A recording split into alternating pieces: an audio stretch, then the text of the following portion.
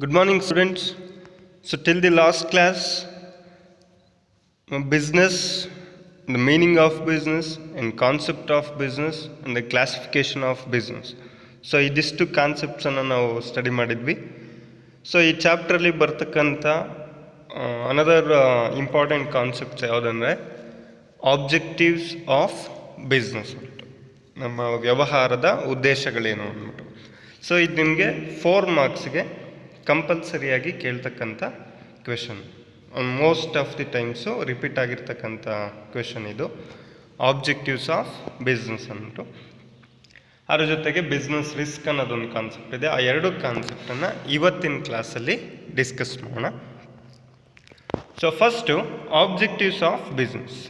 So before going to the objectives of business, ನಿಮಗೆ meaning ಗೊತ್ತಿದೆ. Business ಅಂದರೆ ಏನು? Production and distribution of goods and services with the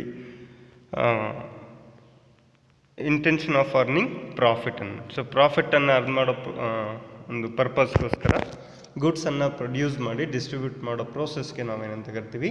business ಅಂತ ಕರಿತೀವಿ. So ಆ ಬಿಸ್ನೆಸ್ಸನ್ನು ಕ್ಲಾಸಿಫಿಕೇಷನನ್ನು ತಿಳ್ಕೊಂಡಿದ್ದಾರೆ. Classification of business activities, industry ಮತ್ತು ಕಾಮರ್ಸ್. ಗೂಡ್ಸನ್ನು ಪ್ರೊಡ್ಯೂಸ್ ಮಾಡೋದು ಯಾವುದು ಅಂದರೆ ಇಂಡಸ್ಟ್ರಿ. ಇಂಡಸ್ಟ್ರಿ ಪ್ರೊಡ್ಯೂಸ್ ಮಾಡಿರೋ ಗೂಡ್ಸನ್ನು ಡಿಸ್ಟ್ರಿಬ್ಯೂಟ್ ಮಾಡೋದು ಯಾವುದು ಅಂದರೆ ಕಾಮರ್ಸ್ ಅಂತ. ಸೊ ಇದಿಷ್ಟು ಗೊತ್ತಿದೆ. ಸೊ ಈ ಆ್ಯಕ್ಟಿವಿಟಿ ನೀವು ಪರ್ಫಾರ್ಮ್ ಮಾಡ್ತಾಯಿರಿ, ಪ್ರಾಫಿಟ್ ಅರ್ನ್ ಮಾಡೋದಕ್ಕೆ ನೀವೇನೋ ಒಂದು ಆ್ಯಕ್ಟಿವಿಟಿ ಪರ್ಫಾರ್ಮ್ ಮಾಡ್ತೀರ ಅಂದರೆ ದಟ್ ಈಸ್ ಬಿಸ್ನೆಸ್. ಆ ಬಿಸ್ನೆಸ್ಸಿನ ಆಬ್ಜೆಕ್ಟಿವ್ಸ್ ಏನು ಅಂದರೆ, ನೀವು ಆ ಬಿಸ್ನೆಸ್ಸನ್ನು ಸ್ಟಾರ್ಟ್ ಮಾಡಬೇಕಾದ್ರೆ ನೀವು ಯಾವುದಾದ್ರು ಒಂದು ಆಬ್ಜೆಕ್ಟಿವನ್ನು ಇಟ್ಕೊಂಡು ಆ ಬಿಸ್ನೆಸ್ಸನ್ನು ಸ್ಟಾರ್ಟ್ ಮಾಡ್ತೀರಾ. ಅದೇ ರೀತಿ ಅಲ್ಲಿರ್ತಕ್ಕಂಥ ಆಬ್ಜೆಕ್ಟಿವ್ಸ್ ಯಾವುದು ಅನ್ನೋದನ್ನು ನೋಡಿ. Objectives of business. Following are the important objectives of business. ನೀವು ಒಂದು ಬಿಸ್ನೆಸ್ಸನ್ನು ಸ್ಟಾರ್ಟ್ ಮಾಡಿದ್ರೆ ಇಂಪಾರ್ಟೆಂಟ್ ಆಬ್ಜೆಕ್ಟಿವ್ಸು ಇದೆ. First one, earning of profit. So this is the first and foremost objective of every business. Profit is an important objective. Every business must earn sufficient profit for its survival and growth. The main basic objective ಅಂತ ನಾವೇನಂತ ಕರಿತೀವಿ ಅಂದರೆ earning of profit. ಪ್ರಾಫಿಟನ್ನು earn ಮಾಡೋದೇ ನಿಮ್ಮ main objective of business ಅಂದ್ಬಿಟ್ಟು. So every business must earn sufficient profit for it's survival and growth. So ಒಂದು ಬಿಸ್ನೆಸ್ಸಲ್ಲಿ ಯಾಕೆ profit ಬೇಕು ಅಂತ, ಇದೊಂದು ನೀಡ್ ಕೂಡ ಮತ್ತು ಆಬ್ಜೆಕ್ಟಿವ್ ಕೂಡ. ಸೊ ಯಾಕೆ ಪ್ರಾಫಿಟ್ ಬೇಕಂದರೆ sufficient profit for it survival and growth.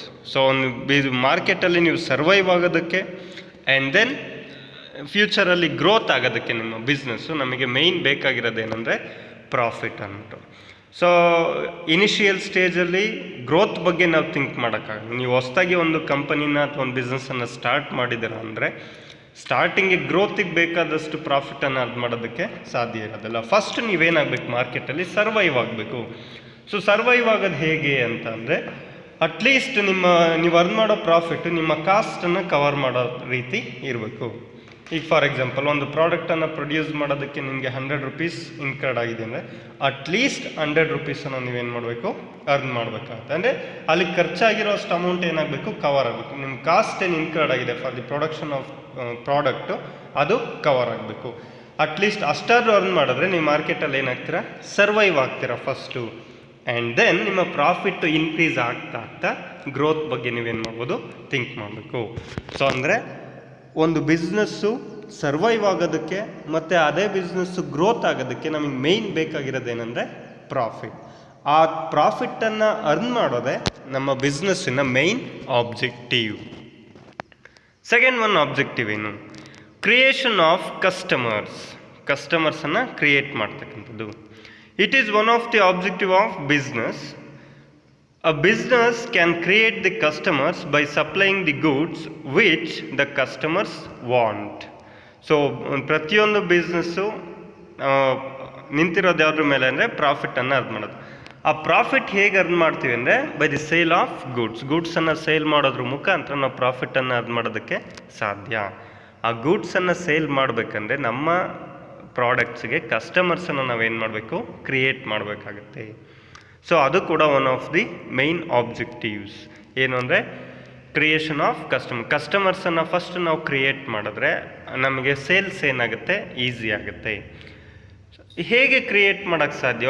ಒಂದು ಬಿಸ್ನೆಸ್ಸು ಅದಕ್ಕೆ ಆದಂಥ ಕಸ್ಟಮರ್ಸನ್ನು ಹೇಗೆ ಕ್ರಿಯೇಟ್ ಮಾಡೋದಕ್ಕೆ ಸಾಧ್ಯ?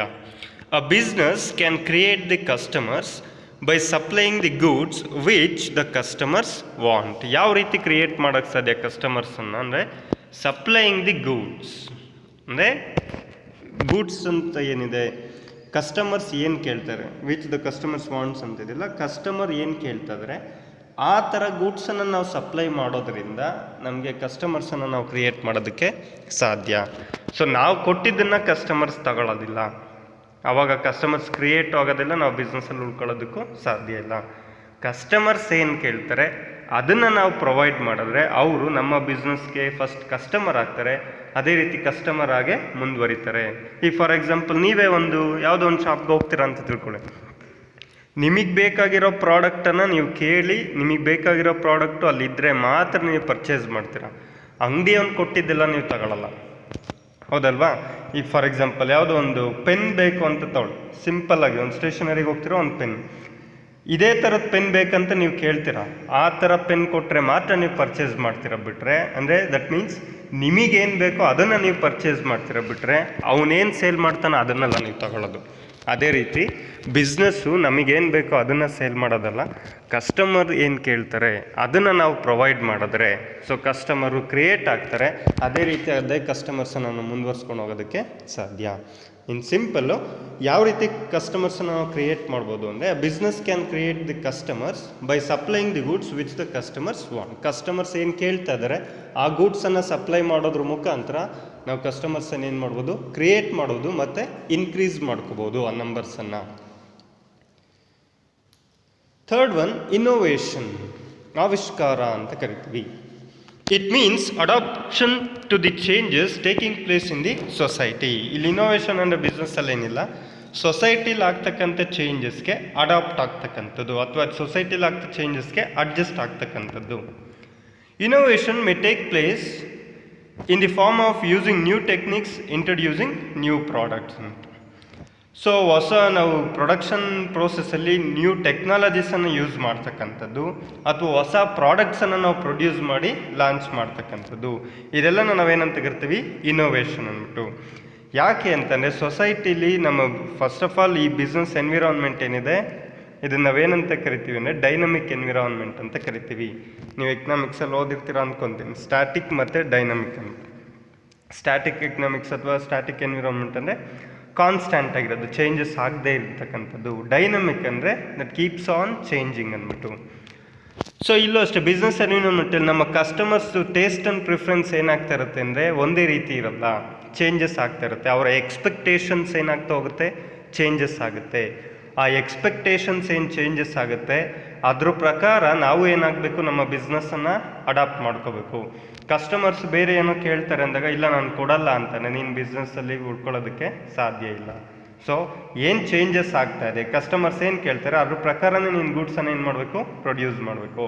ಈಗ ಫಾರ್ ಎಕ್ಸಾಂಪಲ್ ಸಿಂಪಲ್ಲಾಗಿ ಹೇಳೋದಂದರೆ ಲಾಸ್ಟು 15 years ಬ್ಯಾಕು ನಿಮಗೆ ಈ ಸೆಲ್ಫ್ ಸ್ಟಾರ್ಟ್ ಅನ್ನೋ ಕಾನ್ಸೆಪ್ಟೇ ಇರಲಿಲ್ಲ ಬೈಕ್ಗಳಲ್ಲಿ, ಗೊತ್ತಿದೆ ಅಲ್ಲ, ಸೆಲ್ಫ್ ಸ್ಟಾರ್ಟ್ ಇರಲಿಲ್ಲ, ಕಿಕ್ ಸ್ಟಾರ್ಟ್ ಇತ್ತು. ಬಟ್ ಈಗ ಬರ್ತಕ್ಕಂಥ ಎಲ್ಲ ಬೈಕ್ಗಳಲ್ಲೇನು ಅಂದರೆ ಅದೊಂದು ಕಾಮನ್ ಫೀಚರ್ ಆಗಿಬಿಟ್ಟಿದೆ ಸೆಲ್ಫ್ ಸ್ಟಾರ್ಟ್ ಅಂದ್ಬಿಟ್ಟು. ಸೊ ಅಂದರೆ ಇಯರ್ ಬೈ ಇಯರ್ ಏನಾಗ್ತಾ ಹೋಗುತ್ತೆ, ಟೆಕ್ನಾಲಜೀಸು ಚೇಂಜ್ ಆಗ್ತಾ ಹೋಗುತ್ತೆ, ಕಸ್ಟಮರ್ಸ್ ಎಕ್ಸ್ಪೆಕ್ಟೇಷನ್ಸು ಚೇಂಜ್ ಆಗ್ತಾ ಹೋಗುತ್ತೆ, ಅಂದರೆ ಸೊಸೈಟೀಸಲ್ಲಿ ಚೇಂಜಸ್ ಆಗ್ತಾ ಇರುತ್ತೆ. ಆ ಚೇಂಜಸ್ಗೆ ನಾವೇನಾಗಬೇಕು, ಅಡಾಪ್ಟ್ ಆಗಬೇಕು. ಸೊ ನಾನು ಯಾವುದೋ ಒಂದು ಪ್ರಾಡಕ್ಟ್ ಪ್ರೊಡ್ಯೂಸ್ ಮಾಡ್ತೀನಿ ಅದನ್ನೇ ಕೊಡ್ತೀನಿ, ಏನು ಚೇಂಜಸ್ ಆದರೂ ನಾನು ಚೇಂಜ್ ಆಗಲ್ಲ ಅಂದರೆ ನಿನ್ನ ಪ್ರಾಡಕ್ಟನ್ನು ಯಾರೂ ಪರ್ಚೇಸ್ ಮಾಡೋದಕ್ಕೆ ಸಾಧ್ಯ ಇಲ್ಲ. ಅಂದರೆ ನಿನ್ನ ಪ್ರಾಡಕ್ಟು ಇವತ್ತಿನ ಚೇಂಜಿಂಗ್ ಎನ್ವಿರಾನ್ಮೆಂಟಲ್ಲಿ ಸೇಲ್ ಆಗಬೇಕಂದ್ರೆ ಹೊಸ ಪ್ರಾಡಕ್ಟನ್ನು ಪ್ರೊಡ್ಯೂಸ್ ಮಾಡಬೇಕು ನೀನು, ಅಥವಾ ನಿನ್ನ ಟೆಕ್ನಾಲಜಿನ ನೀನೇನು ಮಾಡಬೇಕಾಗತ್ತೆ, ಇಂಪ್ರೂವ್ ಮಾಡ್ಕೋಬೇಕಾಗತ್ತೆ. ಇದನ್ನೇ ನಾವೇನಂತ ಕರೆಯೋದು innovation, adaption to the changes taking place in the society. Fourth one objective ಅಂದರೆ ಆಪ್ಟಿಮಮ್ ಯುಟಿಲೈಸೇಷನ್ ಆಫ್ ರಿಸೋರ್ಸಸ್, ಅಂದರೆ ಸಂಪನ್ಮೂಲಗಳನ್ನು ಚೆನ್ನಾಗಿ ಬಳಕೆ ಮಾಡ್ತಕ್ಕಂಥದ್ದು. ಆಪ್ಟಿಮಮ್ ಯುಟಿಲೈಸೇಷನ್ ಅಂತಂದರೆ ಜಾಸ್ತಿನೂ ಇರಬಾರ್ದು, ಕಡಿಮೆನೂ ಇರಬಾರ್ದು, ಸಫಿಷಿಯೆಂಟ್ ಆಗಿರಬೇಕು, ಅಡಿಕ್ವೇಟ್ ಅಂತ ಕರಿತೀವಲ್ಲ ಆ ರೀತಿ. The resources available in the business are limited.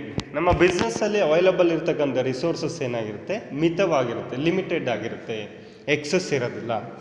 So there should be optimum utilization utilization of resources. ನಮ್ಗೆ ಯಾವುದು ಎಕ್ಸಸ್ ರಿಸೋರ್ಸಸ್ ಇಲ್ಲ, ತುಂಬ ಲಿಮಿಟೆಡ್ ರಿಸೋರ್ಸಸ್ ಇದೆ ಅಂದರೆ ಅದನ್ನು ನಾವೇನು ಮಾಡಬೇಕು, ತುಂಬ ಕೇರ್ಫುಲ್ಲಾಗಿ, ತುಂಬ ಆಪ್ಟಿಮಮ್ ಆಗಿ ನಾವೇನು ಮಾಡಬೇಕಾಗತ್ತೆ, ಅದನ್ನು ಯೂಸ್ ಮಾಡಬೇಕಾಗತ್ತೆ.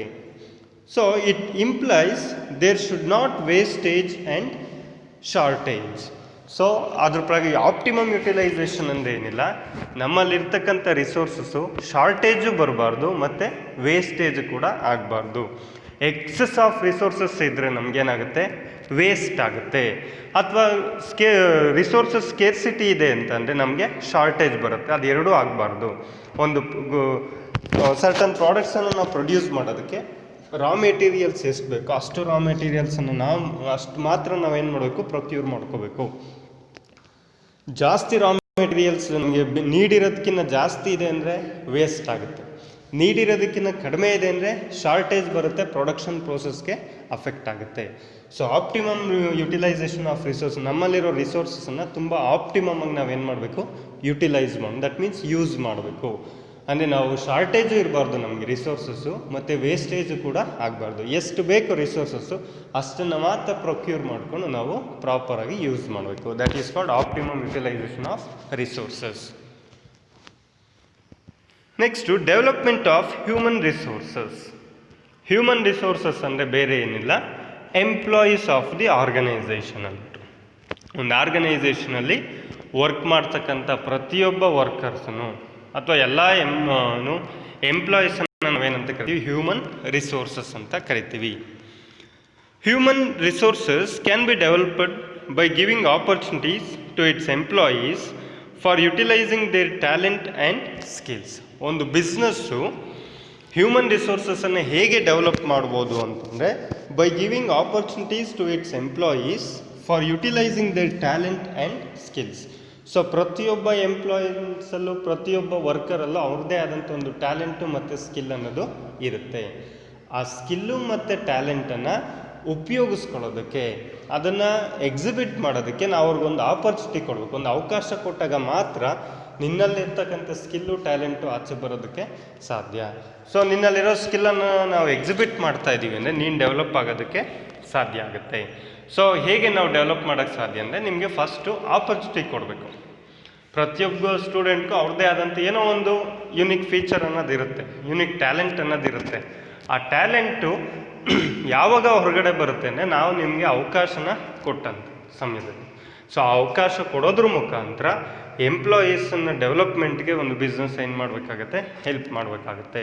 ಆ್ಯಂಡ್ ದೆನ್ ಇದು ಆಬ್ಜೆಕ್ಟಿವ್ ಕೂಡ ಯಾಕೆ ಅಂದರೆ, ಎಂಪ್ಲಾಯೀಸು ಚೆನ್ನಾಗಿ ಪರ್ಫಾರ್ಮ್ ಮಾಡ್ತಾ ಇದ್ದಾರೆ, ಎಂಪ್ಲಾಯೀಸಲ್ಲಿ ಒಳ್ಳೆ ಎಬಿಲಿಟಿ ಇದೆ, ಎಂಪ್ಲಾಯೀಸ್ ಡೆವಲಪ್ ಆಗ್ತಾ ಇದ್ದಾರೆ ಅಂದರೆ ಇಂಡೈರೆಕ್ಟ್ಲಿ ನಮ್ಮ ಕಂಪನಿ ಕೂಡ ಏನಾಗುತ್ತೆ, ಡೆವಲಪ್ ಆಗುತ್ತೆ.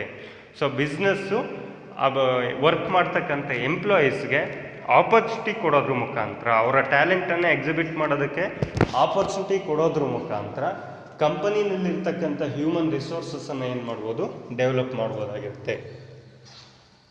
ಲಾಸ್ಟ್ ಒನ್, ಸೋಷಿಯಲ್ ರೆಸ್ಪಾನ್ಸಿಬಿಲಿಟಿ, ಸಾಮಾಜಿಕ ಹೊಣೆಗಾರಿಕೆ ಅಂತ ಕರಿತೀವಿ. It is an obligation of business to contribute resources for solving social problems and work in a desirable manner. So another important objective, ಇದು ಆಬ್ಜೆಕ್ಟಿವ್ ಅನ್ನೋದಕ್ಕಿಂತ ಆಬ್ಲಿಗೇಷನ್ ಅಂತ ಕರಿತೀವಿ. ದಟ್ ಮೀನ್ಸ್ ಒಂದು duty ಅಥವಾ ಕರ್ತವ್ಯ ಅಂತಲೂ ಕರಿತೀವಿ ಇದನ್ನು. ಏನು ಅಂದರೆ, to contribute resources for solving social problem, ಸೊಸೈಟಿಲಿರ್ತಕ್ಕಂಥ ಪ್ರಾಬ್ಲಮ್ಸನ್ನು ಸಾಲ್ವ್ ಮಾಡೋದಕ್ಕೆ ನೀಡಿರ್ತಕ್ಕಂಥ ರಿಸೋರ್ಸಸನ್ನು ಪ್ರೊವೈಡ್ ಮಾಡ್ತಕ್ಕಂಥದ್ದು. And work in a desirable manner. So ನಿಮ್ಮ ವರ್ಕು ಡಿಸೈರಬಲ್ ಮ್ಯಾನರಲ್ಲಿರಬೇಕು. ಎನ್ವಿರಾನ್ಮೆಂಟ್ಗೆ ಅಥವಾ ಸೊಸೈಟಿಗೆ ನಿಮ್ಮ ಪರ್ಫಾರ್ಮೆನ್ಸಿಂದ ಯಾವುದೇ ರೀತಿಯಾದಂಥ ತೊಂದರೆ ಆಗದೇ ಇರೋ ಥರ ನೀವು ನಿಮ್ಮ ಬಿಸ್ನೆಸ್ಸನ್ನು ನೀವೇನು ಮಾಡಬೇಕು, ಕ್ಯಾರಿ ಮಾಡಬೇಕಾಗುತ್ತೆ. ಅದು ನಿಮ್ಮ ಸೋಷಿಯಲ್ ರೆಸ್ಪಾನ್ಸಿಬಿಲಿಟಿ, ನಿಮ್ಮ ಜವಾಬ್ದಾರಿ. ಸೊಸೈಟಿ ಪ್ರಾಬ್ಲಮ್ಸನ್ನು ನಾವು ಯಾಕೆ ಸಾಲ್ವ್ ಮಾಡಬೇಕಂದ್ರೆ, because you are the part of the society. ನೀವೊಂದು ಬಿಸ್ನೆಸ್ಸನ್ನು ಸ್ಟಾರ್ಟ್ ಮಾಡ್ತಿರೋದೆಲ್ಲಿ ಅಂದರೆ ಸೊಸೈಟಿನಲ್ಲಿ. ಸೊಸೈಟಿ ನಿಮ್ಗೆ ಏನು ಮಾಡಿದೆ, ಬಿಸ್ನೆಸ್ಸನ್ನು ಸ್ಟಾರ್ಟ್ ಮಾಡೋದಕ್ಕೆ ಸೊಸೈಟಿ ಅವಕಾಶ ಮಾಡಿಕೊಟ್ಟಿದೆ ಅಂದರೆ ಇನ್ ರಿಟರ್ನ್ ಆ ಸೊಸೈಟಿಗೆ ನೀವೇನಾದರೂ ಪ್ರೊವೈಡ್ ಮಾಡಬೇಕು. ಹೇಗೆ ಅಂದರೆ, ಸೋಷಿಯಲ್ ಪ್ರಾಬ್ಲಮ್ಸ್ ಏನಿದೆ ಆ ಸೋಷಿಯಲ್ ಪ್ರಾಬ್ಲಮ್ಸನ್ನು ಸಾಲ್ವ್ ಮಾಡೋದಕ್ಕೆ ನಿಮಗೆ ಸಾಧ್ಯ ಆದಷ್ಟು ರಿಸೋರ್ಸಸನ್ನು ನೀವು ಅವ್ರಿಗೇನು ಮಾಡಬೇಕು, ಪ್ರೊವೈಡ್ ಮಾಡಬೇಕು. ಆ್ಯಂಡ್ ದೆನ್ ನಿಮ್ಮ ವರ್ಕ್ ಯಾವ ರೀತಿ ಇರಬೇಕಂದ್ರೆ desirable manner.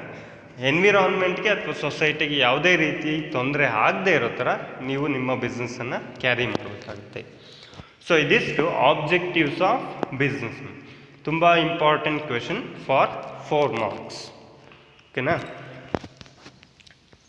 So another important concept ಈ ಚಾಪ್ಟ್ರಲ್ಲಿ ಯಾವುದಂದರೆ ಬಿಸ್ನೆಸ್ ರಿಸ್ಕ್ ಅಂತ. ನಾನು ನಿಮ್ಗೆ ಸಿಲೆಬಸ್ ಇಂಟ್ರೊಡಕ್ಷನ್ ಕೊಡಬೇಕಾದ್ರೆ ಹೇಳಿದ್ದೆ ರಿಸ್ಕ್ ಅನ್ನೋದು ತುಂಬ ಇಂಪಾರ್ಟೆಂಟ್ ಕಾನ್ಸೆಪ್ಟು ಅಂತ. ರಿಸ್ಕ್ ಅಂದರೆ ಏನು, ಬಿಸ್ನೆಸ್ಸಲ್ಲಿ ರಿಸ್ಕ್ ಅಂದರೆ ಏನು ಅಂತ ಅಲ್ಲಿ ನೀಟಾಗಿ ನೋಡ್ಕೊಬಿಡಿ. ಆಮೇಲೆ don't understanding as A rusk ಅಂದ್ಬಿಟ್ಟು ಗೊತ್ತಾಯ್ತಾ, ರಸ್ಕ್ ಅಂತ ತಿಳ್ಕೊಳಕ್ಕೆ ಹೋಗ್ಬಿಡಿ. That is business risk. ಯಾಕೆಂದರೆ ಆ ಬಿಸ್ನೆಸ್ಸು ರಿಸ್ಕು 2 ವರ್ಡ್ ಇದೆ ನೋಡಿ. ಆಮೇಲೆ ನೀವು ಬೇಕ್ರಿ ರಸ್ಕು ಆ ರೀತಿ ಅಂದ್ಕೊಳಕ್ಕೆ ಹೋಗ್ಬಿಡಿ. That is not bakery rusk, that is business risk.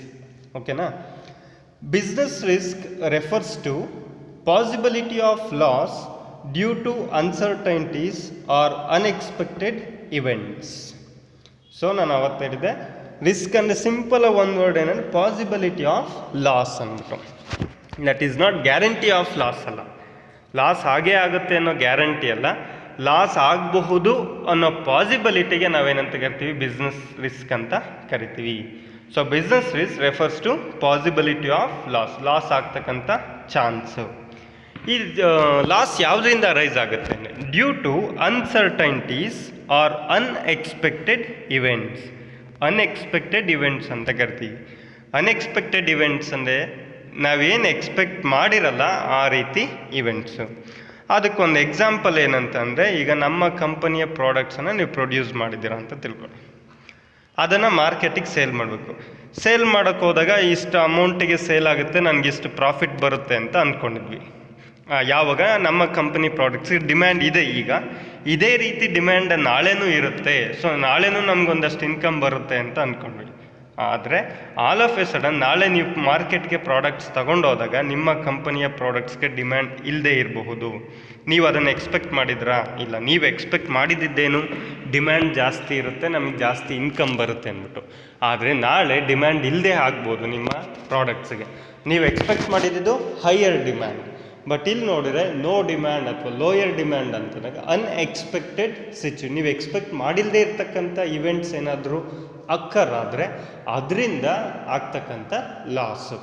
ಗೊತ್ತಾಯ್ತಾ? ಅವಾಗೇನು ಅನ್ಫೇವರಬಲ್ ಸಿಚುವೇಶನ್ ಅಥವಾ ಅನ್ಎಕ್ಸ್ಪೆಕ್ಟೆಡ್ ಇವೆಂಟ್ಸ್ ಅಂತ ಕರಿತೀವಿ. ನಾವು ಯೋಚನೆ ಮಾಡಿಲ್ಲದೆ ಇರೋದು ಅಥವಾ ನಮಗೆ ವ್ಯತಿರಿಕ್ತವಾಗಿ ನಾವು ಯೋಚನೆ ಮಾಡಿರೋದಕ್ಕಿಂತ ಅಗೇನೆಸ್ಟಾಗಿ ಯಾವುದೋ ಒಂದು ಇವೆಂಟ್ ಆಗ್ತಾ ಇದೆ, ಯಾವುದೋ ಒಂದು ಸಿಚುವೇಶನ್ ಬಂತು ಅಂದರೆ ಅದರಿಂದ ಲಾಸ್ ಆಗೋ ಚಾನ್ಸಸ್ ಇರುತ್ತಲ್ಲ, ಆ ಚಾನ್ಸಸ್ಗೆ ಅಥವಾ ಪಾಸಿಬಿಲಿಟಿಗೆ ನಾವೇನಂತ ಕರೆಯೋದು ಬಿಸ್ನೆಸ್ ರಿಸ್ಕ್ ಅಂತ.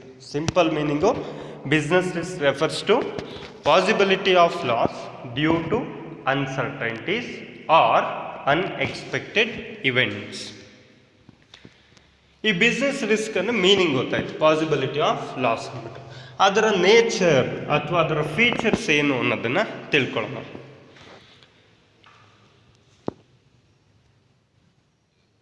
Risk is inevitable for every business. So risk ಅನ್ನೋದು ಇದು ಫೀಚರ್ಸ್. ಈಗ ಒಂದೊಂದೇ ಪಾಯಿಂಟ್ ಏನಿದೆಯಲ್ಲ ಅದು ಫೀಚರ್ಸ್. ಅದು ಫಸ್ಟ್ ಪಾಯಿಂಟ್ ಏನಂದರೆ risk is inevitable for every business. So ಪ್ರತಿಯೊಂದು ಬಿಸ್ನೆಸ್ಗೆ ರಿಸ್ಕ್ ಅನ್ನೋದು ಇನ್ಎವಿಟಬಲ್, ಅನಿವಾರ್ಯ ಅಂತ ಕರಿತೀವಿ. ಇನ್ಎವಿಟಬಲ್ ನಥಿಂಗ್ ಬಟ್ ದಿ ಅನಿವಾರ್ಯ ಅಂದ್ಬಿಟ್ಟು. ಅಂದರೆ that is essential part of business ಅಂದ್ಬಿಟ್ಟು. In fact there is no business without risk. ಯಾಕೆ ಇದು ಇನ್ಎವಿಟಬಲ್ ಅಂತ ಕರಿತೀವಿ ಅಂದರೆ ರಿಸ್ಕ್ ಇಲ್ಲದೆ ಇರ್ತಕ್ಕಂಥ ಬಿಸ್ನೆಸ್ಸು ಯಾವುದೂ ಇಲ್ಲ. There is no business without risk. Risk ಇಲ್ಲದೆ ಇರ್ತಕ್ಕಂಥ ಬಿಸ್ನೆಸ್ಸು ಯಾವುದೂ ಇಲ್ಲವೇ ಇಲ್ಲ ಅನ್ನೋದ್ರಿಂದ ಸೊ ರಿಸ್ಕ್ ಅನ್ನೋದು ಬಿಸ್ನೆಸ್ಗೆ ಏನಾಗಿರುತ್ತೆ, ಇಂಟಿಗ್ರಲ್ ಪಾರ್ಟ್ ಅಥವಾ ಎಸೆನ್ಷಿಯಲ್ ಪಾರ್ಟ್ ಆಗಿರುತ್ತೆ. Next business risk arise due to uncertainties. ಅನಿಶ್ಚಿತತೆ ಅಂತ ಕರಿತೀವಲ್ಲ, ಅನ್ಎಕ್ಸ್ಪೆಕ್ಟೆಡ್ ಇವೆಂಟ್ಸಿಂದ ಬಿಸ್ನೆಸ್ ರಿಸ್ಕ್ ಅನ್ನೋದೇನಾಗುತ್ತೆ, ಅರೈಸ್ ಆಗುತ್ತೆ. Third one, degree of risk differs from business to business. ಅಂದರೆ amount of loss, degree of risk ಅಥವಾ ಅಮೌಂಟ್ ಆಫ್ ಲಾಸ್ ಅಥವಾ ವಾಲ್ಯೂಮ್ ಆಫ್ ಲಾಸ್ ಅಂತ ಏನು ಕರಿತೀವಲ್ಲ, ಆ amount of loss differs from business to business. ಎಲ್ಲ ಬಿಸ್ನೆಸ್ಸಲ್ಲೂ ಒಂದೇ ರೀತಿ ಲಾಸ್ ಆಗಲ್ಲ, ಎಲ್ಲ ಬಿಸ್ನೆಸ್ಸಲ್ಲೂ ಒಂದೇ ಅಮೌಂಟು ಲಾಸ್ ಆಗಲ್ಲ. ಲಾಸ್ ಆಗೋ ಅಮೌಂಟು ಒಂದೊಂದು ಬಿಸ್ನೆಸ್ಗೂ ಇನ್ನೊಂದು ಬಿಸ್ನೆಸ್ಗೂ ಏನಾಗಿರುತ್ತೆ, ಡಿಫರ್ ಆಗಿರುತ್ತೆ. ಒಂದು ಬಿಸ್ನೆಸ್ಸಲ್ಲಿ ಜಾಸ್ತಿ ಲಾಸ್ ಆಗುತ್ತೆ, ಒಂದು ಬಿಸ್ನೆಸ್ಸಲ್ಲಿ ಕಡಿಮೆ ಲಾಸ್ ಆಗುತ್ತೆ, ಆ ರೀತಿ. ಸೊ ಎಲ್ಲ ಬಿಸ್ನೆಸ್ಗೂ ಸೇಮ್ ಇರೋದಿಲ್ಲ ರಿಸ್ಕ್ ಅನ್ನೋದು. That degree of risk differs from business to business.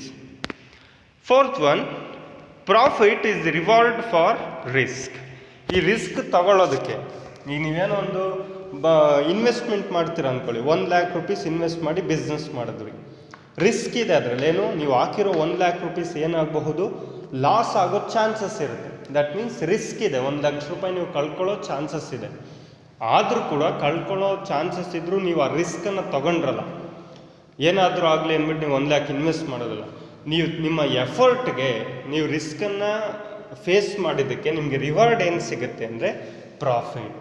In case ಏನಾದರೂ ನೀವು ಇನ್ವೆಸ್ಟ್ ಮಾಡಿ ರಿಸ್ಕನ್ನು ತೊಗೊಂಡು ಇನ್ವೆಸ್ಟ್ ಮಾಡಿದ್ದಕ್ಕೆ ನಿಮ್ಮ ಎಫರ್ಟ್ಗೆ ವಾಪಸ್ ರಿಟರ್ನ್ ಏನು ಬರುತ್ತೆ ಅಂದರೆ ಪ್ರಾಫಿಟ್. ಸೊ ಪ್ರಾಫಿಟನ್ನು ರಿಸ್ಕಿಗೆ ಏನಂತ ಕರಿತೀವಿ, ರಿವಾರ್ಡ್ ಅಂತ ಕರಿತೀವಿ. Profit is the reward for risk ಅಂತ.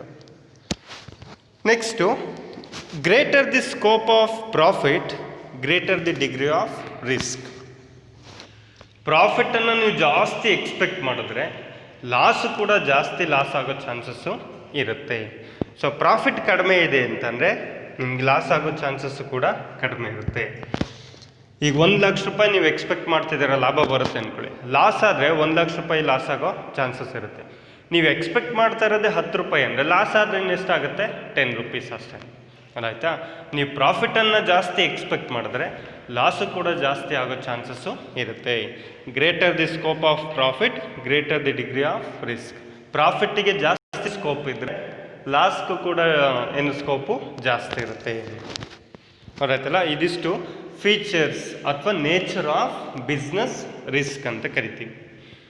ಲಾಸ್ಟ್ ಕಾನ್ಸೆಪ್ಟ್ ಏನಂದರೆ causes of business risk.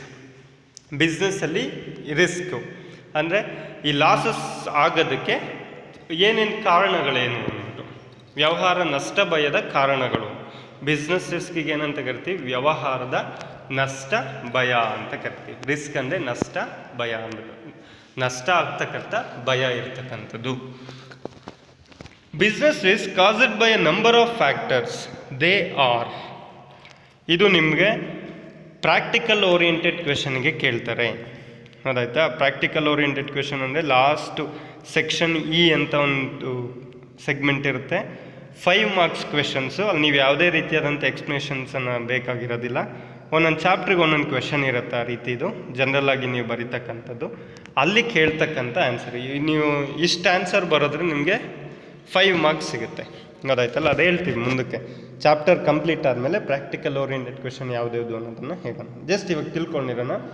Causes of business risk caused by a number of factors, they are. ಅಂದರೆ ಬಿಸ್ನೆಸ್ಸಲ್ಲಿ ರಿಸ್ಕ್ ಅನ್ನೋದು ನಂಬರ್ ಆಫ್ ಫ್ಯಾಕ್ಟರ್ಸಿಂದ ಅರೈಸ್ ಆಗುತ್ತೆ. ಯಾವುದ್ಯಾವುದು ಅಂದರೆ natural causes, human causes, economic causes, other causes. ಈ 4 ಕಾಸಸ್ಸಿಂದ ಬಿಸ್ನೆಸ್ಸಲ್ಲಿ ರಿಸ್ಕ್ ಅನ್ನೋದು ಅರೈಸ್ ಆಗುತ್ತೆ. ಈಗ ಒಂದೊಂದನ್ನೇ ನೋಡೋಣ. First one, natural causes. Natural causes include natural calamities like flood, earthquake, heavy rains, etc. are causes business risk. ಗೊತ್ತಾಯ್ತಲ್ಲ?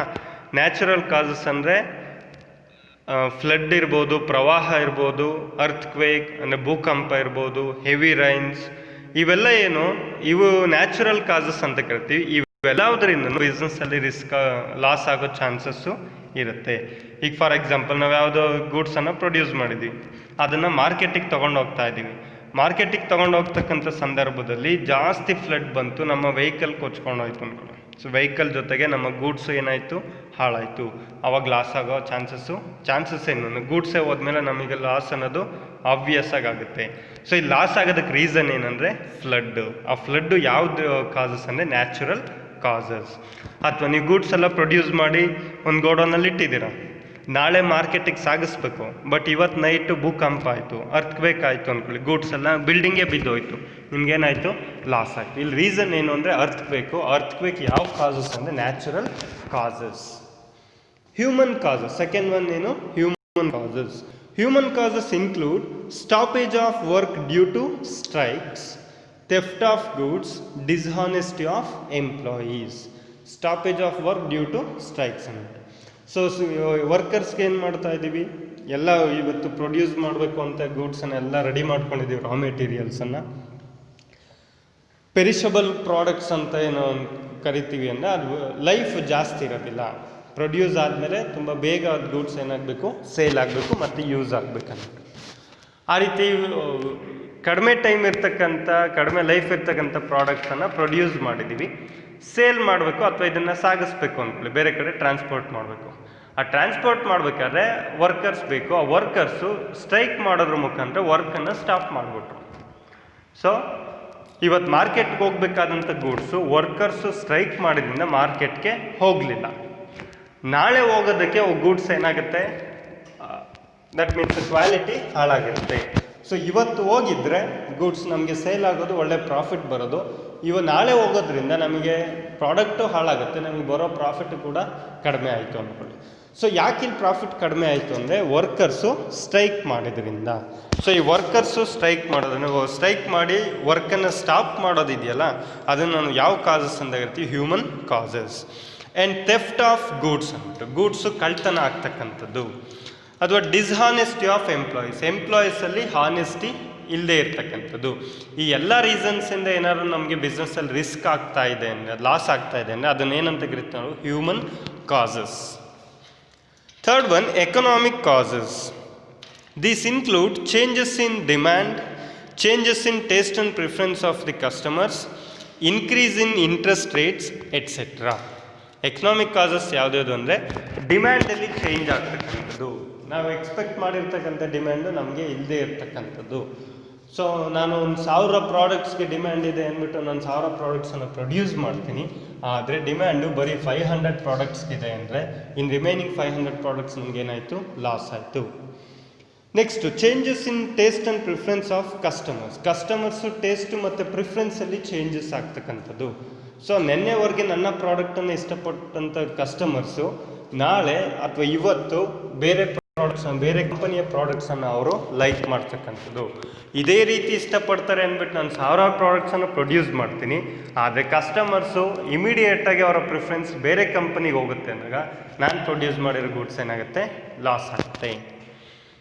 Next, increase in interest rates. ನಾವೇನಾದ್ರು loan ತೊಗೊಂಬರ್ಬೇಕಾದ್ರೆ ಇದ್ದಂಥ interest rate ಏನಾದರೂ ಜಾಸ್ತಿ ಆದರೆ ಆವಾಗಲೂ ಕೂಡ ನಮಗೆ ಲಾಸ್ ಆಗ್ತಕ್ಕಂಥ ಚಾನ್ಸಸ್ ಇರುತ್ತೆ. ಇವೆಲ್ಲ ಯಾವುದು reasons, economic causes. Other causes ಕೂಡ ಇದ್ದಾವೆ. Other causes include political disturbance, wrong management decisions et cetera, also responsible for business risk. ನಮ್ಮ ಮ್ಯಾನೇಜ್ಮೆಂಟ್ ತಗೊಳ್ತಕ್ಕಂಥ ರಾಂಗ್ ಡಿಸಿಷನ್ಸು ಅಥವಾ ಪೊಲಿಟಿಕಲಿ ಆಗ್ತಕ್ಕಂಥ ಡಿಸ್ಟರ್ಬೆನ್ಸು, ಇವೆಲ್ಲದ್ರಿಂದನೂ ನಮಗೆ ಬಿಸ್ನೆಸ್ಸಲ್ಲಿ ಲಾಸ್ ಆಗೋ ಚಾನ್ಸಸ್ ಇರುತ್ತೆ. ಇದನ್ನೆಲ್ಲ, ಈ ಕಾಸಸ್ಸನ್ನು ಯಾವ ಹೆಡ್ಡಲ್ಲಿ ತಗೊತೀವಿ ಅಂದರೆ ಅದರ್ ಕಾಸಸ್. ಸೊ ಸಿಂಪಲಾಗಿ ತೊಗೊಬೇಕಾರೋದು 4 types of causes: natural causes, human causes, economic causes, other causes. ಅದಾಯ್ತಲ್ಲ, ಇದು ಬಿಸ್ನೆಸ್ ರಿಸ್ಕಿನ ಕಾನ್ಸೆಪ್ಟ್ ಇದು. ಸೊ ಇವತ್ತು 2 ಕಾನ್ಸೆಪ್ಟನ್ನು ಸ್ಟಡಿ ಮಾಡಿದ್ದೀವಿ, ಒಂದು ಆಬ್ಜೆಕ್ಟಿವ್ಸು ಮತ್ತು ಬಿಸ್ನೆಸ್ ರಿಸ್ಕ್ ಅಂದ್ಬಿಟ್ಟು. ಸೊ ಮೋಸ್ಟ್ ಪ್ರಾಬಬ್ಲಿ ನೆಕ್ಸ್ಟ್ ಕ್ಲಾಸಲ್ಲಿ ಇನ್ನೊಂದು ಕಾನ್ಸೆಪ್ಟ್ ಇದೆ, ಇಂಪಾರ್ಟೆಂಟ್ ಕಾನ್ಸೆಪ್ಟು. ಅದಾದಮೇಲೆ ಈ ಚಾಪ್ಟರ್ನ ನಾವು ಕ್ಲೋಸ್ ಮಾಡೋಣ. ಅದಾದಮೇಲೆ ಇದ್ರ ಬಗ್ಗೆ ಒಂದು ಸ್ವಲ್ಪ ಡಿಸ್ಕಸ್ ಮಾಡೋಣ, ಎಂಟೈರ್ ಚಾಪ್ಟ್ರು. ಓಕೆನಾ?